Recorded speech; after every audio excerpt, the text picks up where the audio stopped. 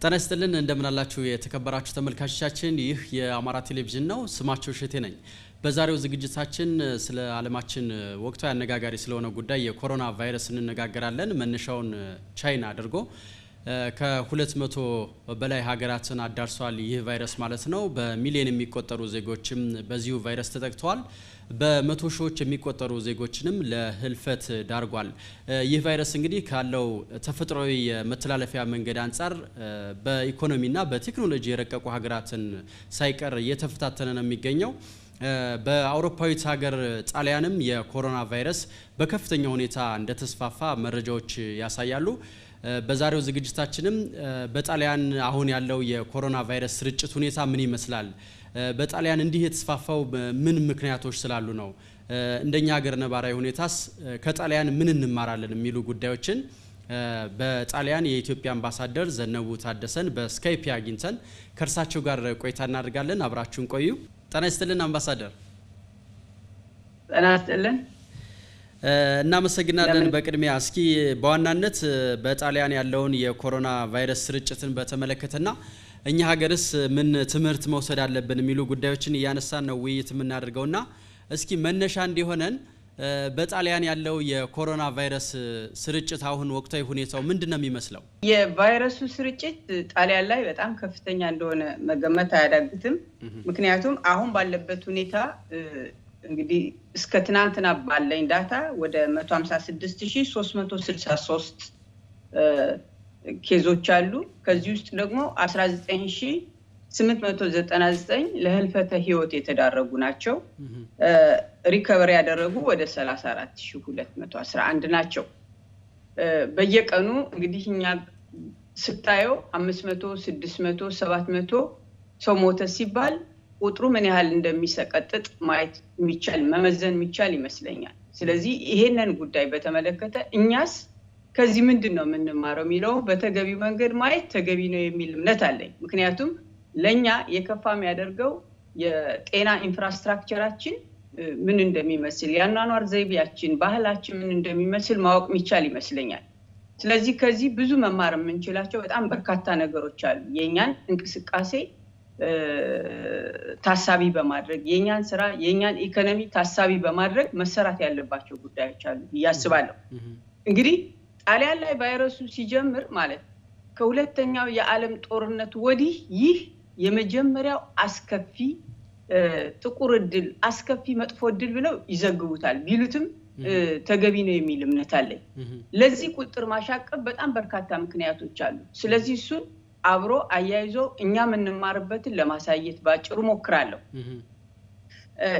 በሽታው ሲጀምር ጃንዋሪ 31 ላይ ነው የታየው ጃንዋሪ 31 ላይ ሲታይ ሁለት ቱሪስቶች ተያዙ ሁለቱ ቱሪስቶች ሲያዙ በቀጥታ ጣሊያን ወዲያውኑ ከቻይና ጋር የነበራትን በረራ ነው ያቋረጠችው ነገር ግን ከዛ በመለስ መሰራት የነበረባቸው ስራዎች አልተሰሩ ጃንዋሪ 31 እንደዚህ አይነት ሁኔታ ቢከሰትም በነገራችን ላይ ጣሊያን በተለይ የሰሜኑ ፓርት የኢኮኖሚ እንቅስቃሴው በጣም ከፍተኛ ነው በመሆኑም በጣም በርካታ ትሬድ ፌር አለ ቢዝነስ አለ ሌሎችም እንቅስቃሴዎች አሉ እንዲጠቀም ያደረገው ያ ነው ስለዚህ የአውሮፕላን ማቋረጥ ሳይሆን ውስጥ መሰራት የነበረባቸው የተግባቦት ስራዎች ጥንቃቄ ስራዎች ሰልፍ ኳራንቲን መሄድ የነበረባቸው ጉዳዮች አልሄዱ ለዚህ ስለ በሽታው የነበረ ግንዛቤ አሳንሶ የማሳየት ሁኔታዎች ነበሩ ምሳሌ ላንሳ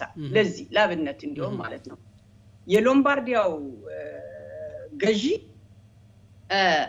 አንቶኒዮ ፎንታና ይባላሉና ምን አሉትኝ በቃ በጣም አቃልለው ሊትል ሞር ዛን ፍሉ ማለት ትንሽ ከጉንፋን የከበደ ነው እንጂ ምንም ማለት አይደለም እንደፈለጋችሁ ተዝናኑ ብለው ነው እንትን ያሏቸው ማለት ነው ሌላኛው ኒኮላ የሚባሉት ደግሞ የዴሞክራቲክ ፓርቲ መጠንቀቅ ጥሩ ነው be careful avoid destroying life ማለት መጠንቀቅ ጥሩ ነው ግን የህይወታችንን ደግሞ እንትን ልንለው አይገባም ስለዚህ ልንዝናና ይገባል ብለው ነው ያሉት ማለት ነው ሌላኛው ጁሴፔ ሳላ የጣሊያን ከንቲባ ናቸው የጣሊያን ዋና የኢኮኖሚ እምብርት በመሆኗ ሚላን ምንድነው ያሉት ማለት ነው ሚላን doesn't stop ቅስቃሴው መቼውንም ቢሆን አታቆምም ማለት ይሄን በተናገሩ በሳምንቱ እነሱ ናቸው አፌክት የተደረጉት ማለት ነው ከዛ በኋላ ነው የፖለቲካል ሊደርሺፑ ማለት የፖለቲካ አመራሩ ከዛ በኋላ አጽንኦት ሰጥቶ መንቀሳቀስ ይጀምራው ማለት ነው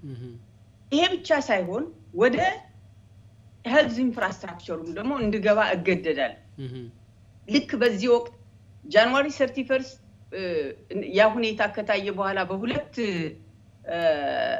ቻይናዎች ከታየ በኋላ አንድ ጣሊያናዊ ከሁዋን ሄዶ የመጣ ታሞ ይመጣል ታሞ በመጣበት ወቅት ሲምፕተሙ ሲያሳይ ወዲያውኑ ወዴት ነው ሄደው ወደ ሆስፒታል ሄደ ሊታከም አይ ይሄ ሲምፕል ፍሉ ነው ያሉት በቃ ይሄ ፍሉ ነው ጉንፋን ነው ስለዚህ ምንም አይደለም ማለት ይሄ ሰውዬ ከማን ጋር ነው የተገናኘው ቤተሰብ አለ ጎረቤት አለ ያናናር ዘይባያቸው የቤተሰብ ማህበራዊ ኑሯቸው ከኛ ጋር ሞሮለስ ተመሳሳይ ነው ስለዚህ ይሄ ሰውዬ ነርሶችን ሐኪሞችን እዛ በሄደበት ቦታ ደግሞ በሽተኞችን ለቅልቆ ነው የመጣው again ለሁለተኛ ዙር ሄደ በተመሳሳይ መልኩ እንተናሉት በሶስተኛ ዙር ሲሄድ is positive ሆኖ ተገኘ ማለት ነው ስለዚህ እዚህ ላይ ዲያግኖስቲክ ካፓሲቲው ምንድነው ብሎ ማየት የሚጠይቁ ነገሮች እንዳሉ ማየት የሚቻል ይመስለኛል ስለዚህ ይሄ እንዳለ ሆኖ በዚህ ወቅት የልጁ አባት ህይወታቸው አልፏል በጣም በርካታ ሰዎች እዛ አካባቢ እንዲያዙ ምክንያት ሆነዋል ማለት ነው ከዛ በኋላ ማርች 22 ነው በከተሞች ትራንስፖርትም ትምህርት ቤትም እንዲዘጋ የተደረገው ማርች 8 ላይ ሬድ ዞን ብለው የተወሰኑ ቦታዎችን በተለይ የሰሜናዊ ክፍሉን እንዲከልሉ የተደረገበት ሁኔታ አለ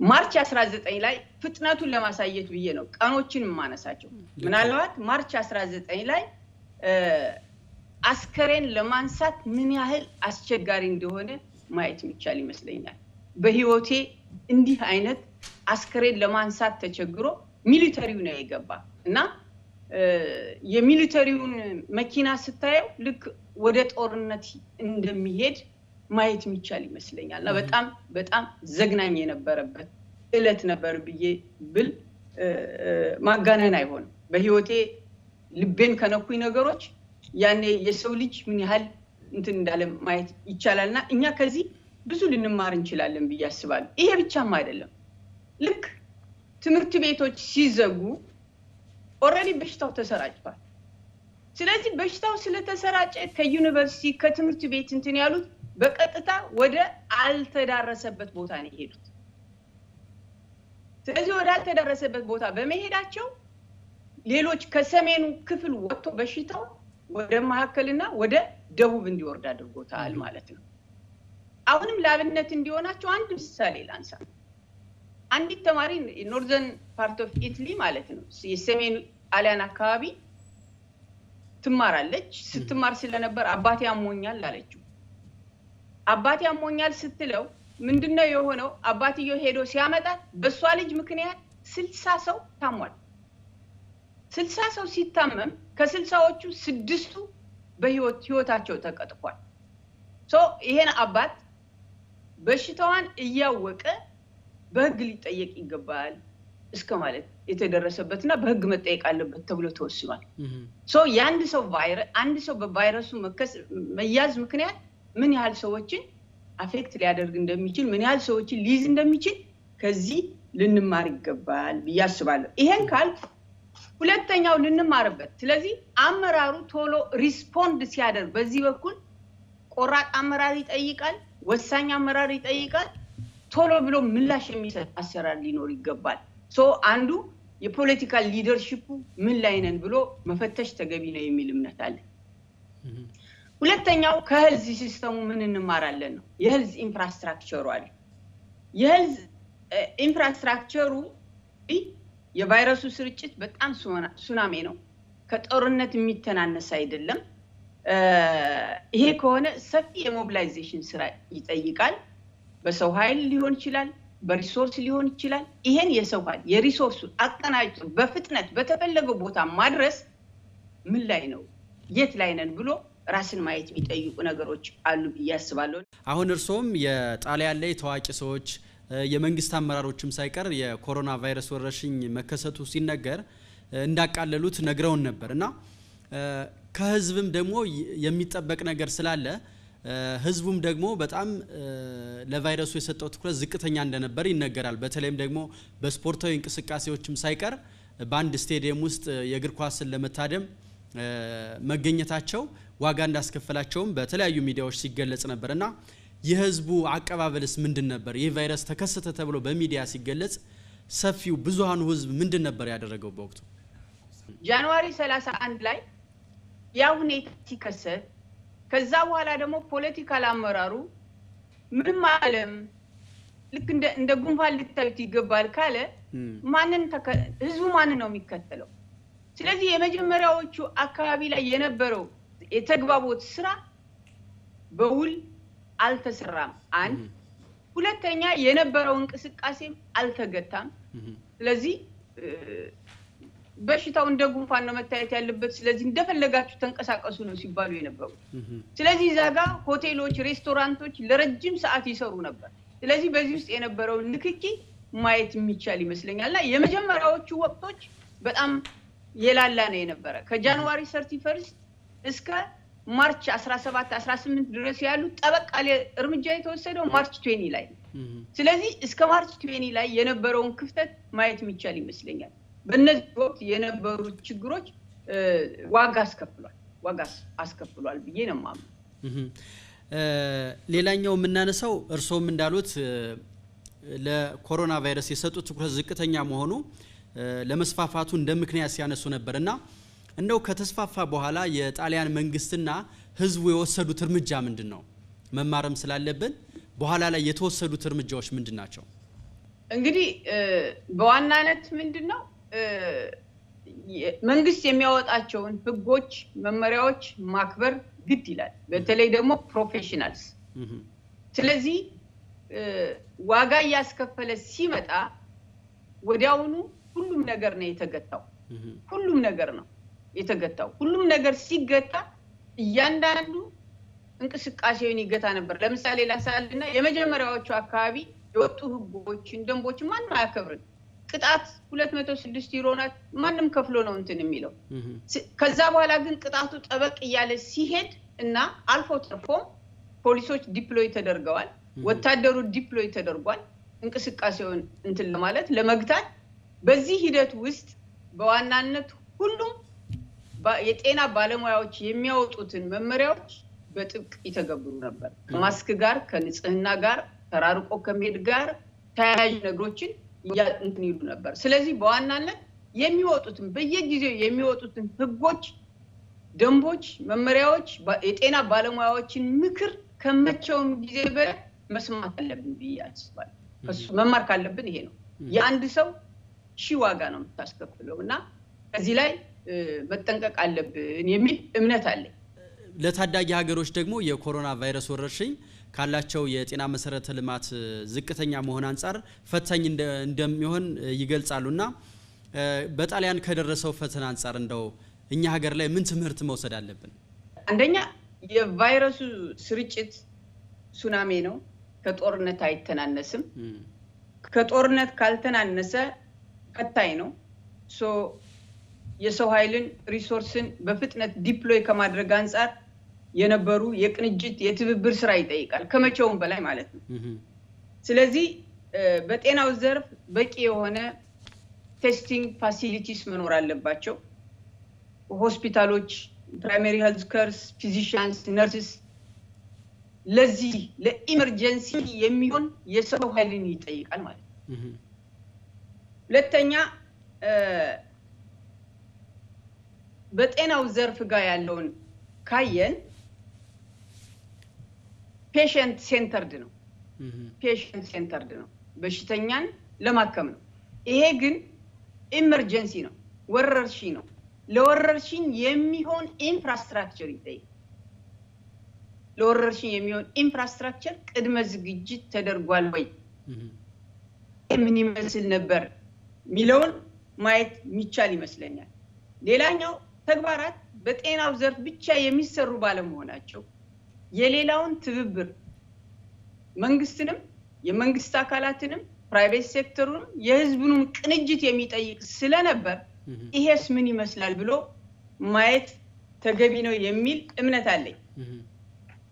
ስለዚህ ፈጣን ውጤታማ ምላሽ ለመስጠት የሚያስችል አመራር ከመጠየቁ ባሻገር we cannot do business as usual ስርጭቱን ሊገታ የሚችል ሲስተም ስርዓት ከመዘርጋት አንፃር እኔ ሁለት ለኛ ጥሩ ምሳሌ እንዲሆን ሁለት ዘሴም እንትን የሆነ ባንድ አይነት ላይ የሆነ አገር የስርጭቱን መግታትና ለመግታት ሁለት የሄልዝ ሲስተሞችን ባነሳ ደስ ይለኛል።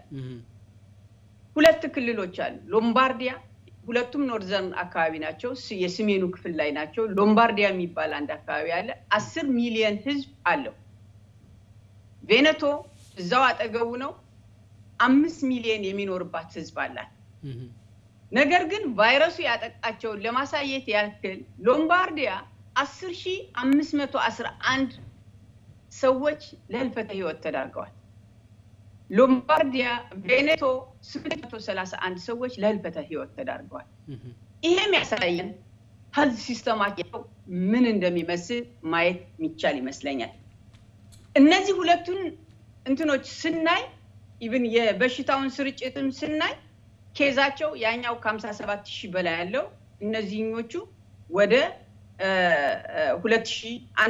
2188 ነው 2188 ኬዝ ነው ያላቸው እና ሁለቱን ስናይ ዲያግኖስቲክ ካፓሲቲያቸውን ማየት ይቻላል ስለዚህ ቬኔቶ አፕሮች ይሉታል ቬኔቶዎች የተጠቀሙበት ለምን ዴዝሬቱ በጣም አነስተኛ እንትን የሟች ቁጥር በጣም አነስተኛ ነው ስለዚህ ከቬኔቶ ምንማረው ኤክስቴንሲቭ ቴስቲንግ አድርገው ነበር የሆነ ምርመራ በታየባቸው ባልታየባቸው አቅም እስከፈቀደ ድረስ ኪት ሲያንሳቸው ሰዎች አይዞሌትድ ሆነው እንዲኖሩ ነበር የሚያደርጉት አንድ አካባቢ ሲሄዱ ማለት ነው ሁለተኛ አንድ ሰው ፖዚቲቭ ሆኖ ከተገኘ እሱም ብቻ ሳይሆን ጓደኛም ዘመድም ጎረቤትም ነው ቴስት የሚደረገው ኢቭን እዛ አካባቢ መድረስ ካልተቻለ ጎረቤቶችን ቤተሰብ ዘመዳሞችን መድረስ ካልተቻለ የኪት እጥረት ካለ እነዛ ሰዎች አይዞሌትድ ሆነው ሰልፍ ኳራንቲን እንዲገቡ የሚደረግበት ሁኔታ ነው የነበረው ሌላው ቤት ለቤት ሄደው ተጠቅመዋል በሚጠረጠሩ ቦታዎች ላይ ቤት ለቤት አክሮስ ዘ ቦርድ አቅም በፈቀደ መጠን ሄደው ቴስት ለማድረግ ሞክረዋል ሌላው ለቫይረሱ ተጋላጭ ሆነ የህብረተሰብ ክፍሎች አሉ ምሳሌ ነርሶችን ማየት ይቻላል ምሳሌ ሐኪሞችን ማየት ይቻላል ኬር ጊቨርስ አሉ እነዚህ በዚህ ምክንያት አይ ቲንክ ጣሊያን በጣም ነው ችግር የደረሰባት ከ60 በላይ ዶክተሮች ሞተዋል ስለዚህ ለቫይረሱ ተጋላጭ ሆኑ የህብረተሰብ ክፍሎች እነማን ናቸው ብለው ቴስት ያደርጋሉ ለምሳሌ አሸር ላይ የሚሰሩ ሰዎች አሉ ከህክምና ባለሙያዎች ባሻገርና እነሱ ለይተው ቴስት ያደርጋሉ ያው ችግር ያለባቸውን ይለያሉ ማለት ነው የክትትልና የቁጥጥር አግባባቸው በጣም ጠንካራ ነው ሌላኛው ሆስፒታላቸው የተደራጀበት አግባብ ይሄን ሊሸከም የሚችል ነው ማለት ፔሸንት ሴንተርድ ሳይሆን ኤፒደሚክ እንትኑን ወረርሽኙን ሊቀበል ሊሸከም የሚችል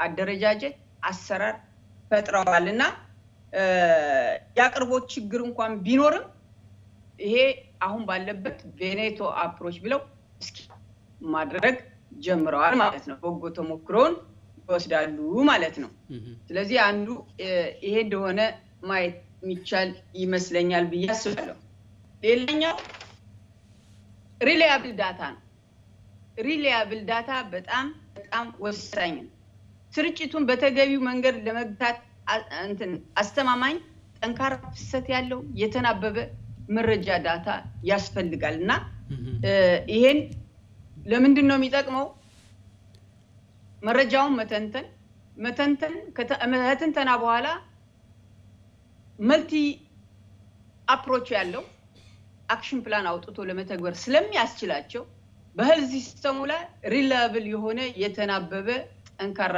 የዳታ መረጃ ሊኖር ይገባል ይሄ የሰው ኃይልህንም ሪሶርስህንም በተፈለገው ቦታና ጊዜ ማድረስ ስለሚቻል ማለት ነው ሌላኛው የቬኔቶ አፕሮች ፕሮአክቲቭ መሆን ይጠይቃል በጣም ፕሮአክቲቭ መሆን ይጠይቃል ይሄን ማየት የተለያዩ ስትራቴጂዎች ተጠቅመዋል ስርጭቱን በህክምና ውስጥ ቢያንስ በሆስፒታሎች ውስጥ እንዳይስፋፋ ገተውታል ምክንያቱም ፔሸንት ሴንተርድ ከነበረው ወደ ወረርሽኙ ነው ያዘነበሉትና እሱን ማየት ነው ሶ ሌላኛው የሄልዝ ሲስተሙ ኮላፕስ ነበር አይ ቲንክ እኛም ጋር ከወዲሁ ጥንቃቄ መደረግ ያለበት ብዬ ማስበው የቫይረሱ ስርጭት ከፍተኛ ከመሆኑ ጋር ተያይዞ ያቅርቦት ችግራችንን መፈተሽ ማየት ከወዲሁ ይገባኛል ያለንበትን ደረጃም አቃለው ግን በተቻለ መጠን ያው ከውጭም ከውስጥም ከውጭ ያለው ኢትዮጵያውያን ትውልደ ኢትዮጵያውያንም ሞቢላይዝ በማድረግ በተቻለ መጠን ለመስራት ጥረት እናደርጋለን ያቅርቦት ችግሩን ለመግታት ጥሩ መሄድ አለበት ያስባል ሌላኛው ግን እድሜ ትልቅ ፋክተር እንደሆነ ማሳየት ፈልጋለሁ አንዳንዴ ይጋነንና ምንድን ነበር ችግሩ ብሎ ደግሞ ቴንሽን ውስጥ መግባትም ተገቢ ነው ብዬ አላምንም እድሜ አቨሬጅ እድሜ የጣሊያን 47 አመት ነው ሚዲያ ኤጁ ማለት ነው ይሄ ማለት 50% of the total population በዚህ ውስጥ ያለ ነው ለዳታ ለማሳየት እንዲያመቸኝ ብዬ ያስቀመጥኩት ከ70 በላይ እድሜ ያላቸው ሰዎች 13881 ሰዎች ለህልፈተ ህይወት ተዳርገዋል ከ70 አመት በላይ 60 ከጨመርኩት 15818 ይሄ እስከ አርብ ድረስ የነበረ ዳታ ስለዚህ እነዚህ ክፍሎች ደግሞ የህሙማን የመተንፈሻ ችግር የስኳር የደም ግፊት ችግር ያለባቸው ጋር ከመሆኑ ጋር ተያይዞ በሽታውን አቅማቸው በጣም እንትን ስለዚህ ከእድሜ ጋርም የራሱ እድሜ የራሱ አስተዋጽኦ አለው ይሄ ማለት ግን ወጣቱን አይይዝ አይደለም ይሄ ማለት ግን ህፃናትን አይይዝ አይደለም ዳታውም አለ የነሱ ባለኝ ዳታ መሰረት ማለት ነው ግን ቁጥሩ የቀነሰ ነው ለምን ኢሚዩን ሲስተማቸው የመከላከል አቅማቸው ይኖራል ግን doesn't mean ሞቱ ማለት ስላልሆነ ኤጅም የራሱ ፋክተር እንደነበረው ግን ማሳየት እፈልጋለሁ የሚል እንትና ያለኝ ሌላኛው መማር በጣም very critical ነው ብዬ አስባለሁ hopefully ክልሎች አሉ ቅድም ከጣሊያን ቬኔቶ አፍሮች እንዳነሳው ሁሉ ከክልሎችም እርስ በርስ በጎ ተሞክሮውን በፍጥነት ማስፋት አላስፈላጊ የሆኑ አሰራሮችን ደግሞ ቶሎ ቆርጦ መሄድ ይጠይቃልና እዚህም አመራሩ ወሰነው የሚል ነገር ነው ያለኝ አሁን ጣሊያኖች በመዘጋናጋታቸው የተነሳ ሰፊ ችግር ውስጥ ገብተዋል መንግስትም በተጋላጭ ናቸው ባላቸው አካባቢዎች የእንቅስቃሴ ገደቦችን አድርጎ ነበር እንደ ኢትዮጵያ ነባራዊ ሁኔታ ደግሞ ባህር ዳር ከተማን ጨምሮ በአማራ ክልል 4 ከተሞች በሌሎች አካባቢዎችም የትራንስፖርትና የእንቅስቃሴ ገደቦች ተደርገዋልና በእኛ ሀገር ሁኔታ ደግሞ ከግንዛቤ እጥረትም ሊሆን ይችላል አንዳንድ የማህበረሰብ ክፍሎች እንደዚህ የቤት መቆየትን ከግንዛቤ ውስጥ ባለማስገባት እንቅስቃሴዎችን ያደርጋሉና ለጣሊያኖች ቤት ውስጥ መቆየት ምን ያህል ውጤታማ አድርጓቸዋል ከቫይረሱ ስርጭት ተፈጥሯዊ ባህሪ አንፃር ማለት ነው 2 ወርም በላይ ነው እንግዲህ ቤት ውስጥ የተቀመጥነው ቤት ውስጥ ተቀምጠንም ስቲል ቫይረሱ በጣም እያስገመገመ ሄዷል ስለዚህ ቤት መቀመጡ ነው ወይንስ ቀድሞ መሰራት የነበረባቸው ስራዎች ስላልተሰሩ ነው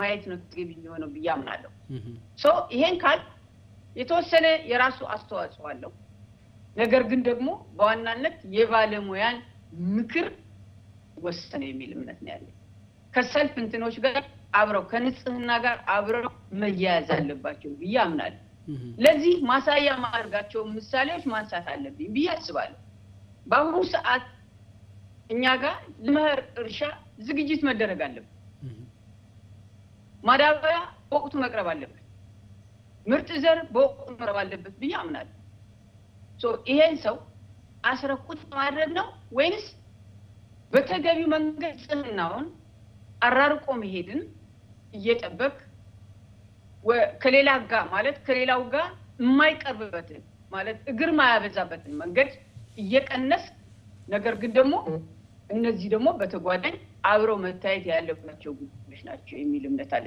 ኢንፋክት ወደ ከተሞች ጋር ስትመጣ ተመሳሳይ የከተሞችና የገጠሮችን እኩል አላያቸው የከተማው የፋፋት የስርጭት አግባቡ በጣም ሰፊ ከመሆኑ ጋር ተያይዞ መታቀብ አለበት።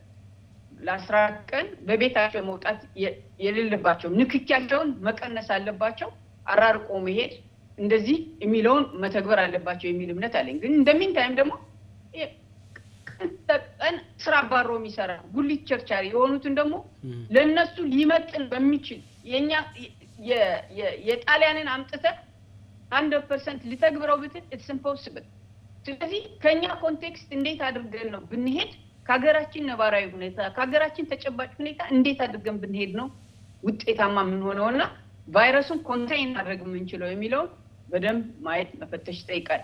ስለዚህ በዋናነት የባለሙያ ምክርን ማዳመጥ ከመቼውም ጊዜ በላይ አስተማሪ ነው የሚል እምነት አለኝ።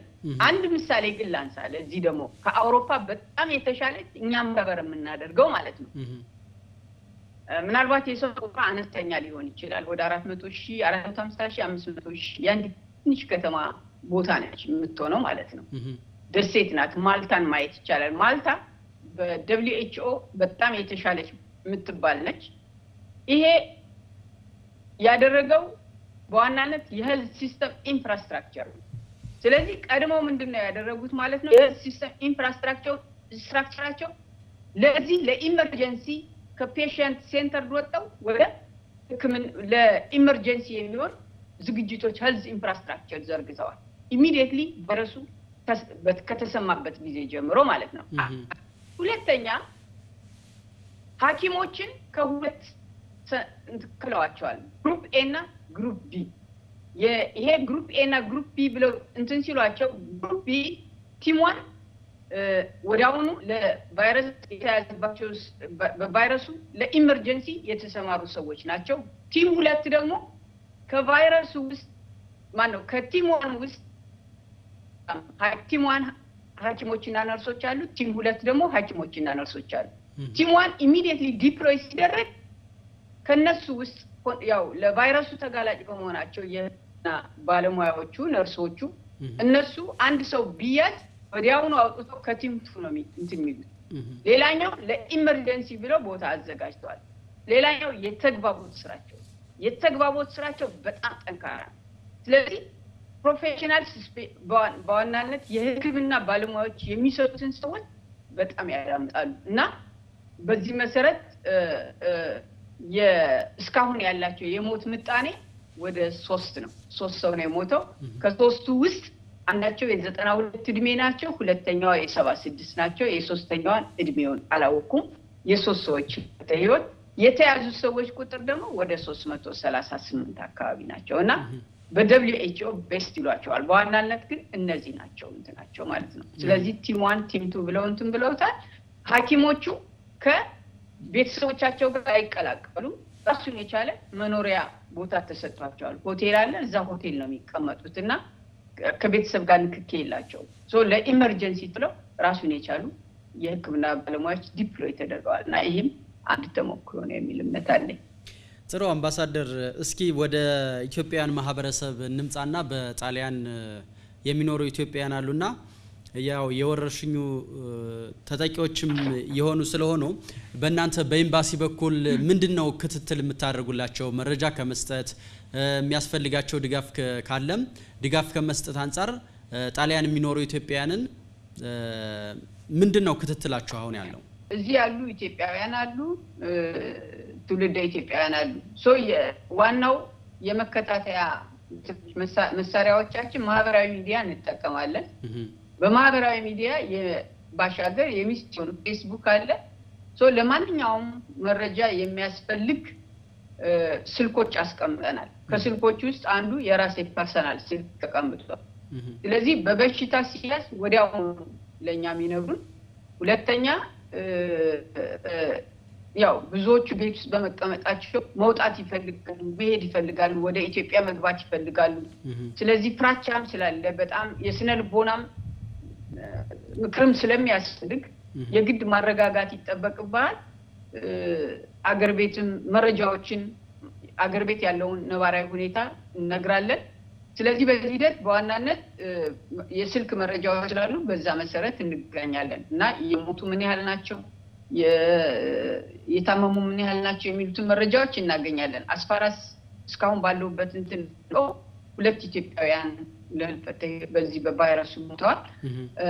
የታመሙት ደግሞ ወደ በቁጥራቸው ወደ 9 እንደደረሰ ነው ማውቀው። ምናልባት አንድ ቦታ ላይ የሚኖሩ በጣም በርካታ ኢትዮጵያውያን ያሉበት ሮማ ውጤቱ ሰኞ ላቅ ይችላል ብዬ አስባለሁ። እስካሁን ይፋ አልተደረገም፣ ግን አጋጣሚ ሆኖ አንድ ፍሎር ላይ ከ100 ሰዎች 33 ሰዎች ኮንታሚኔትድ ሆነ በቫይረሱ ተገኝተዋል። ስለዚህ የነዚህን ወደ 84 ኢትዮጵያውያን የሚኖሩበት ቦታ ነው። ምናልባት ውጤቱን አቃለው ብዬ አስባለሁ። በትናንትናው ዕለት እናት ከልጆቿ ጋር ከአንድ ልጇ ጋር ተይዛ ወደ ሆስፒታል የሄደችበት ሁኔታ ነው ያለው። ስለዚህ እስካሁን ያለው ይሄን ነው የሚመስለው። በአጠቃላይ ኢትዮጵያ ትውልደ ኢትዮጵያውያን በርካታ አስተዋጽኦዎች አድርገዋል። በሚሊዮን ኢቭን ጣሊያን በሚሉበት የጣሊያን መንግስት ትልቅ አድናቆት አክብሮት ያለው አንደኛ ኢቭን እዚህ ስለሚኖሩ በተቻለ መጠን ለጣሊያን ጥሪ ባደረገችበት ወቅት ለጣሊያን አስፈላጊውን የገንዘብ ድጋፍ ያደረጉበት ሁኔታ ነው ያለው። ሁለተኛ በርካታ ኢትዮጵያውያን ተሳትፈዋል፣ ቁጭ ብለዋል። በየዕለት ስራ የሚሰሩ ከመሆኑ ጋር ተያይዞ እርስ በርስ የመረዳዳት ባህላቸው በጣም እጅግ ከፍተኛ ነው። ይሄ በጣም ሊመሰገን የሚገባና ይሄንን እንዲቀጥሉ ነው አሁንም እንትን የምንለው። ሶስተኛ ለሀገራችንም የገንዘብ ማሰባሰብ ድጋፍ ጀምረናል። ስለዚህ ሁሉም ገንዘብ አቅሙ የፈቀደውን ያክል ለገንዘብ ማሰባሰቢያ በማህበራዊ ሚዲያዎች ሚሽኑ እንትን የሚላቸው ፌስቡኮች እንዲደርስ እየተደረገ ነው። በሃይማኖት መሪዎች አማካኝነትና ታዋቂ ግለሰቦችን ታሳቢ በማድረግ ዋትስአፕ ግሩፕ አለ። በዛም አማካኝነት እየተለቀቀ ያለበት ሁኔታ ነው ያለ። ከዛ ባሻገር ግን በዋናነት ምን ጊዜ ክሊፖችን ስለምንለቅ በዋትስአፕ ግሩፕም ክሊፖችን እንለቃለን፣ በሚስዮን ፌስቡክም ክሊፖችን እንለቃለን እና በዋናነት ባለሙያ የሚሰጠውን ምክር መንግስት የሚያወጣቸውን ህጎች፣ መመሪያዎች፣ ደንቦች አጥብቅ እንዲተገብሩ ነው። በኩል ብዙም የከፋ ችግር ምንም አይነት ችግር ያየንበት የለምና በዚህ መሰረት በተቻለና ተደራሽ ለመሆን ጥረት እያደረግን ያለንበት ሁኔታ ነው ያለው።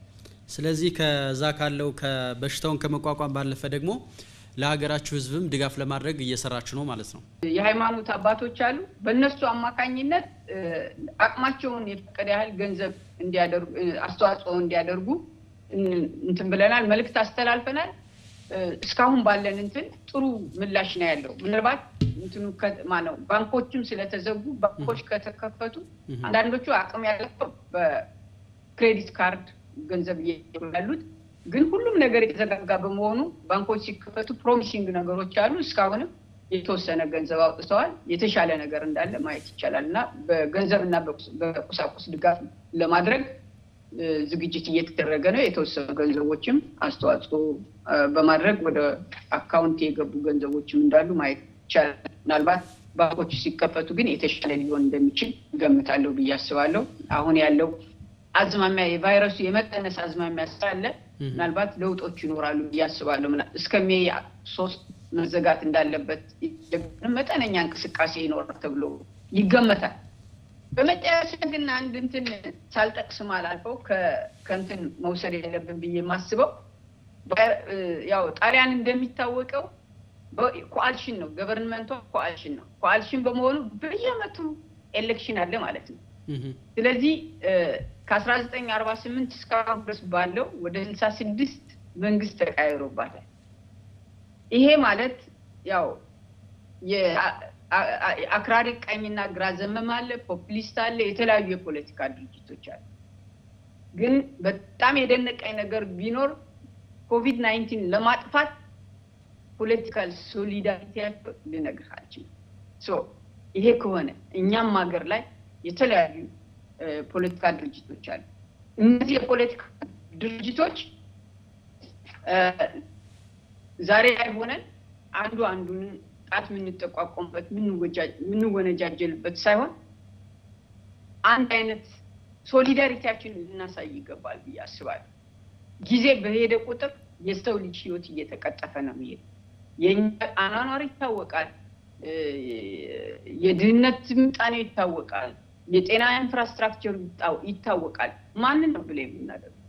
ስለዚህ መሆን ካለበት ፖለቲካል ሶሊዳሪቲያችንን ኮቪድ-19 ላይ የማዳግም እርምጃ ልንወስድ ይገባል የሚል እምነት ነው ያለኝ። ትልቅ ትምህርት ያየሁት በዚህ ላይ እገሌ የምትለው አይደለም። አንድ አይነት አቋም ነው የያዙት። አንድ አይነት ሪሶርስ ሞቢላይዝም ለማድረግ ሁሉም ያለ የሌለ አቅሙ ነው ርብርብ ያደረገው። እንግዲህ 2 ወር ሲዘጋ ምን ሊፈጠር እንደሚችል መገመት የሚያዳግት አይመስለኝም።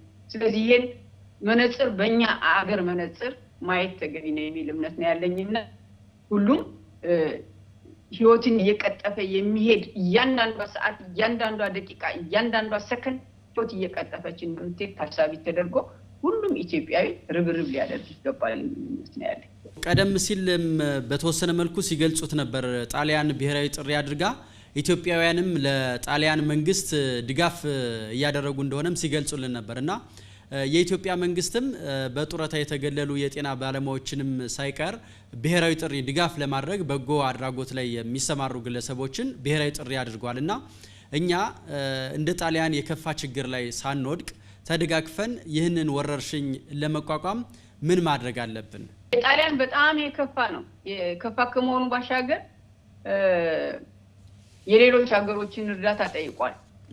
ማለት ቻይናዎች ገብተዋል፣ ኩባም ገብተዋል፣ ራሽያም ገብተዋል። ይሄ ብቻ ሳይሆን ጣሊያን ጥሪ ባደረገችበት ወቅት በጡረታ የተገለሉ ሲቀሩ ነው የገቡት። ስለዚህ ይህን በሽታ ለመታደግ ህዝቡ ከመቼውም ጊዜ በላይ አንድነቱን ያሳየበት ወቅት ነው። እኛ በየትኛውም መስክ ይሄ ወጣት አይለይም፣ ህፃን አይለይም፣ ዘር አይለይም፣ ሀብታም አይለይም፣ ድሃ አይለይም። እንግዲህ ትልልቅ አገር መሪዎች ድረስ የተያዙበት እንትን ማለት በሽታ ነው እና በሽታው ምን ያህል አስከፊ እንደሆነ ማየት ይቻላል። አስከፋ ብቻም አይደለም መቅጠፉም ጭምር ነው። መያያዝ ነገር ነው፣ መቅጠፍ ደግሞ ሌላ ነገር ነው። ይሄ ከምን ጋር ነው የሚያያዘው? ከጄኔሬሽንም ጋር አብሮ መያያዝ አለበት ብዬ አስባለሁ። የኛ የእድሜ ጣራ ምን ያክል ነው ብሎ ማየት ነው። የኛ አኗኗር ዘይቤ ምን ያክል ነው ብሎ ማየት ነው። የኛ ሄልዝ ሲስተም ምን ያክል ነው ብሎ ማየት ነው። በዚህ ውስጥ በዚህ ፍጥነት እያስገመገመ በሄደ ቁጥር ጄኔሬሽንም እስከማጣት ማትደርስበት ምንም ምክንያት የለም። ስለዚህ የተጀመሩ ነገሮች አሉ። አሁን በሚዲያም ላይ ስለማያቸው በጣም ነው ማደንቀው። በዚህ አጋጣሚ ለዚህ ቫይረስ በርካታ ነገሮች በአይነት የሚሰጡ አሉ፣ በገንዘብ የሚደግፉ አሉ፣ ህንጻቸውን ለሕክምና ለማገገሚያ እንደዚሁም ለኳራንቲን የሚሰጡ አሉ። ይሄ ተጠናክሮ መቀጠል አለበት ብዬ አምናለሁ። ስለዚህ ይሄን በዚህ አጋጣሚ ይሄን ትብብራቸውን ይሄን አሁን የጀመሩ አንድነት ይሄን የጀመሩትን ለወገን ደራሽ ወገን ነው ብለው ማሳያ የሆኑት ለኛ ቤዛችን ናቸው ብዬ ነው የማስበው እና ይሄ መስፋት አለበት። ይሄም መጠናከር አለበት። ማንንም ሰው አንዱ እየበላ አንዱ እንትን የሚልበት ምንም ምክንያት ያለ አይመስለኝም። አንድ ነገር ልንገር እንደው ምሳሌ እንዲሆን ብዬ ሳውዝ ሲሲሊ ላይ እንግዲህ የሰሜኑና የደቡብ ጣሊያን እኩል አይደለም። ስለዚህ የደቡቡ ትንሽ ድሃ ስለነበረ አዛይንዶ ዘዴ ማህበራዊ ሶሻል አንረስትም ሊያስነሳ ይችላል። እስከዛ ድረስ ነው የሚሄደው። ስለዚህ ማን እየበላ ማን እንትን ይላል። ሱፐርማርኬቶችን እስከ መዝረፍ ተደርሷል ማለት ነው። እዚህም እንኳን ማየት ይችላል አይደለም እኛ ጋር ማለት ነው። ስለዚህ እያንዳንዳችን ካለን ልናካፍል ይገባል። ይሄ የሁላችንም እምነት የሚደግፈው ባህላችንም ይሄንን የሚያሳይ ከመሆኑ ጋር ተያይዞ ሁላችን እንዳቅማችን በተቻለን መጠን ድጋፋችንን ማሳየት አለብን የሚል እምነት ነው ያለኝ። ይሄ ጊዜ ያልፋል፣ ሁሉም ያልፋል። ጎርፍ ነው የመጣውን ጎርፍ ግን እንዴት እንታደግ ነውና በዚህ አጋጣሚ ሁሉም ኢትዮጵያውያን ትውልደ ኢትዮጵያውያን ለሀገራችን ለሚደረጉ ማንኛውም የኮሮና ወረርሽኝ ድጋፋችን አይለየን በሚል በዚህ አጋጣሚ ለመላው በውጪ ለሚኖሩ ኢትዮጵያውያንና ትውልደ ኢትዮጵያውያን ጥሬን አቀርባለሁ። አመሰግናለሁ። መልካም ጥሩ ውይይት ነው ያደረግነው። ዘነቡ ታደሰ በጣሊያን የኢትዮጵያ አምባሳደር ላነሳናቸው ጥያቄዎች ማብራሪያዎችንና ምክረ ሀሳቦችን ስለሰጡን እጅግ አድርገን ነው የምናመሰግነው። ዘርስተለ የተከበራችሁ ተመልካቾቻችን በዛሬው ዝግጅታችን የኮሮና ቫይረስ ትኩረት አድርገን በጣሊያን የኢትዮጵያ አምባሳደርን በስካይፕ አግኝተን በጣሊያን ያለው የኮሮና ወረርሽኝ አሁን ነባራዊ ሁኔታው ምን ይመስላል ጣሊያኖች ምን ዋጋ ከፍለዋል በኢትዮጵያስ ደግሞ ምን ብናደርግ ወረርሽኙ የከፋ ጉዳት ሳይደርስ መከላከል እንችላለን የሚለውን ምክር ሐሳብም ሰጥተውናል ስለተከታተላችሁ እናመሰግናለን ፕሮግራሙን አዘጋጅቼ ወደ እናንተ ያቀርብኩላችሁ ስማቸው ሸቴ ነበርኩ ጤና ይስጥልን